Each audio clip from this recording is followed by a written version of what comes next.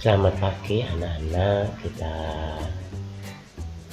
ketemu lagi dalam pelajaran IPA bab 2. Kemarin sudah selesai sistem organisasi makhluk hidup. Kita lanjutkan ke bab 3, yaitu tentang interaksi makhluk hidup, dimana nanti dibuat 2 video. Di sini adalah bagian yang pertama. Ini pasti agak gampang daripada yang kemarin. Ini di waktu di SD sudah mungkin kelas 5 atau kelas 6. Oke, di sini sebuah gambar ya, ada interaksi antara satu dengan yang lain. Di situ ada tikus, ada sawi, belalang, kata, elang, burung pipit, ulat, dan juga ada bunga sepatu. Ini saling berinteraksi, saling berhubungan, saling membutuhkan antara satu dengan yang lain. Apa yang terjadi jika dari salah satu gambar ini tidak ada? Mungkin akan terjadi suatu kekurangan atau terjadi suatu kehilangan, sehingga menyebabkan yang lain akan mengikuti kehilangan. Itu suatu gambar, nanti kita bahas secara komplit untuk bagian yang kedua. Oke, sebelum ke materi yang lebih dalam, kita harus tahu dulu gimana bagian pengertian ini ya, juga anak-anak penting untuk dipahami. Yaitu yang pertama, habitat, lingkungan tempat tinggal makhluk hidup tinggal biasa disebut habitat. Jadi habitat itu lingkungan tempat makhluk hidup tinggal. Kemudian lingkungan itu apa? Lingkungan adalah satu kesatuan hidup antara kondisi fisik yang mencakup keadaan sumber daya alam. Kemudian ekosistem adalah suatu sistem yang terbentuk oleh hubungan timbal balik antara makhluk hidup dengan lingkungannya. Komponen lingkungan. Ekosistem terdapat 2 komponen, yaitu apalagi ekosistem terdapat 2 komponen, yaitu atau yakni yang pertama, komponen biotik. Komponen biotik itu biasanya juga disebut dengan komponen makhluk hidup. Tapi biotik itu artinya makhluk hidup. Komponen biotik ini merupakan semua makhluk hidup yang ada di dalam lingkungan, seperti manusia, hewan, dan tumbuhan. Nah, komponen biotik itu dibedakan menjadi 3 peranan, yaitu adanya yang pertama produsen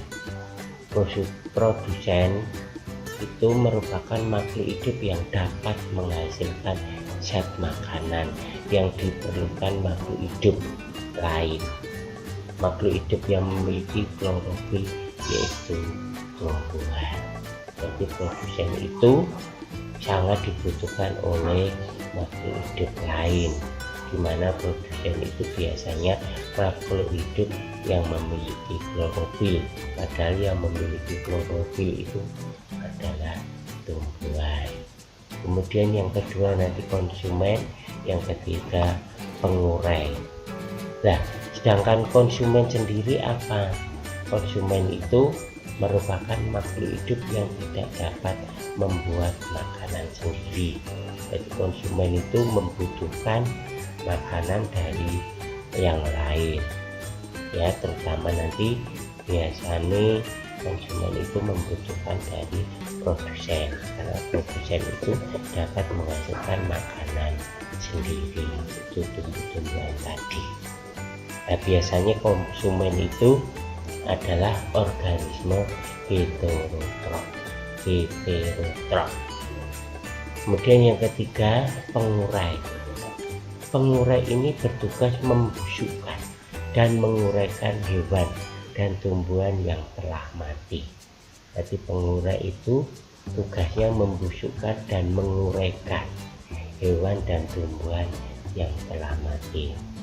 Makhluk hidup yang berperan sebagai pengurai antara lain cacing, bakteri, dan jamur. Tapi cacing itu sebagai pengurai, dia dapat membusukkan dan menguraikan hewan.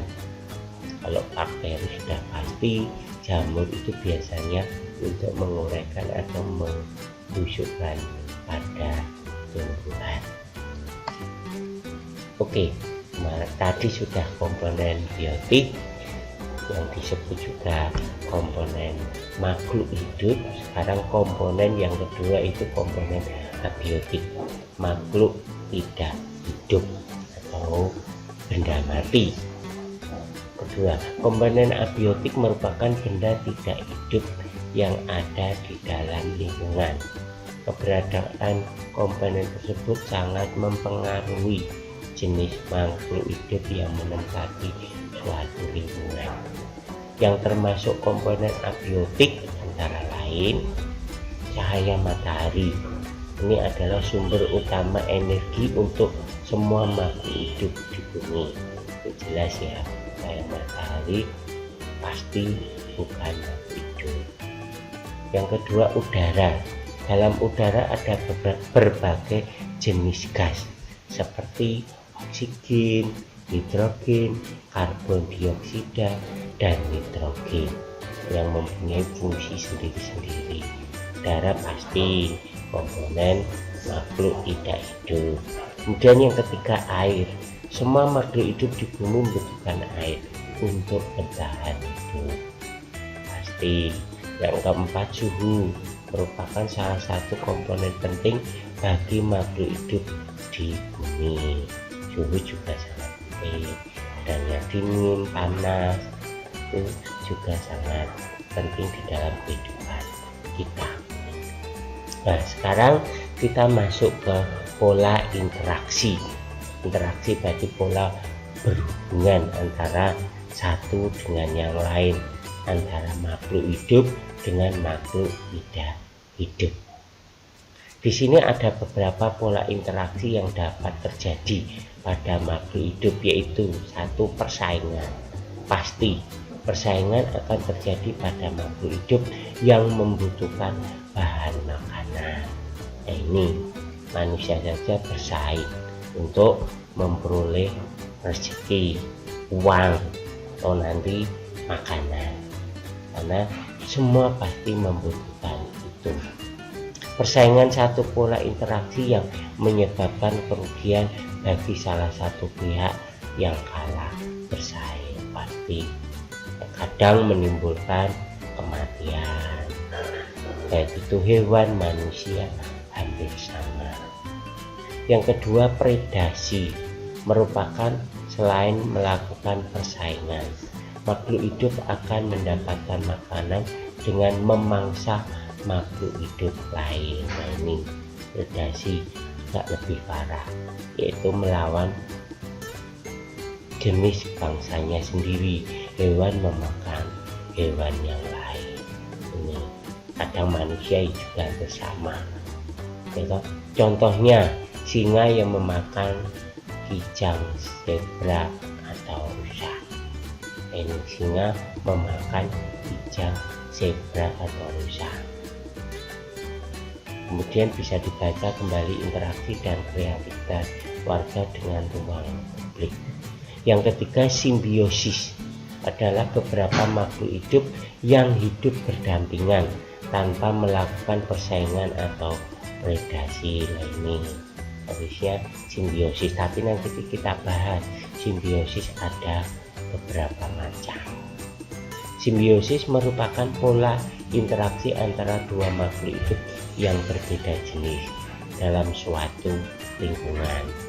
Dalam simbiosis antara dua jenis makhluk hidup dibedakan menjadi, nah ini, simbiosis mutualisme, simbiosis komensalisme, dan simbiosis parasitisme. Nah, ini parasitisme ini yang tidak benar karena satu untung satunya rugi tuh. Kemudian yang keempat, antibiosis adalah interaksi antara makhluk hidup di mana makhluk hidup yang satu menghambat kehidupan dan pertumbuhan makhluk hidup lain. Nah ini juga tidak baik. Nah, interaksi itu dengan ada empat, ada yang baik, ada yang tidak, karena semua untuk kepentingan sedang pribadi, kelompok atau keluarganya masing-masing itu. Nah sehingga kita bahas secara detail, terutama nanti yang dibahas yaitu simbiosisnya. Oke, simbiosis tadi sudah kita bahas, yaitu hubungan makhluk hidup, dan juga ada beberapa macam tadi. Di sini macam yang pertama, simbiosis mutualisme adalah hubungan antara dua organisme yang berbeda jenis namun saling menguntungkan satu sama lain. Ini gambarnya bunga dan untungnya ya. Yang pertama tadi yang sebagai contoh simbiosis mutualisme, kupu-kupu dan lebah dengan bunga membantu penyerbukan bunga. Kupu-kupunya dapat madu, lebahnya dapat madu. Yang kedua, bakteri Rhizobium leguminosarum dan tanaman polong-polongan. Yang ketiga, manusia dengan bakteri. Yang keempat, lalat dengan bunga rafflesia. Kemudian kita masuk ada simbiosis komensalisme. Nah, simbiosis komensalisme adalah sebuah interaksi antara dua makhluk hidup yang menguntungkan salah satu organisme, sementara organisme lain tidak dirugikan dan tidak diuntungkan. Contohnya yang termasuk simbiosis komensalisme yang pertama, anggrek dengan pohon mangga. Ini di SD sudah. Dua, remora dengan ikan hiu. Ini tidak dirugikan dan juga salah satu untung. Itu baik ini simbiosis komensalisme. Yang ketiga, rayap dengan protozoa berflagela. Yang keempat, udang dengan timun laut. 5, katak dengan pohonan. Pepohonan tidak merasa rugi, katak bisa sembunyi di pohon. Kemudian yang ketiga, simbiosis komensalisme merupakan hubungan antara dua makhluk hidup di mana satu pihak dirugikan sedangkan pihak lain tidak dirugikan dan juga tidak diuntungkan, tidak terpengaruh apa-apa. Contohnya Dinoflagellata dengan phytoplankton. 2, pohon pinus dengan tumbuhan lainnya, brokoli dengan kembang kol, gulma dengan tanaman padi, tumbuhan lamtoro dengan gandum atau kunir. Kemudian yang keempat, simbiosis parasitisme ya, ketergantungan yang terjadi ketika pihak yang satu mendapat keuntungan namun merugikan pihak yang lain. Ini nakal yang satu. Contohnya parasit dengan inangnya. Nah ini nanti lama-lama inangnya jadi mati karena cari makanan atau zat makanannya diambil oleh parasit. Nyamuk dengan manusia. Nah ini nyamuk nakal mengambil darah dari manusia. Sapi dengan cacing hati. Cacing hatinya di hati, dia makan cari makanan, lama-lama sapinya kurus mati. Lalat dengan buah. Ini manisnya buah diambil lalat. Kadang lalat membawa itu bakteri sehingga membusukkan buah. Kemudian tikus dengan manusia atau petani. Tikusnya ini menyerang tanaman. pada petani sehingga tidak bisa panen dengan baik. Itu anak-anak, untuk pembelajaran hari ini mohon pelajari, dipahami. Ini hanya mengulang waktu di SD, jadi hanya mengingatkan, dipelajari dan tentunya mengerjakan soal dengan baik untuk persiapan BTS. Terima kasih anak-anak.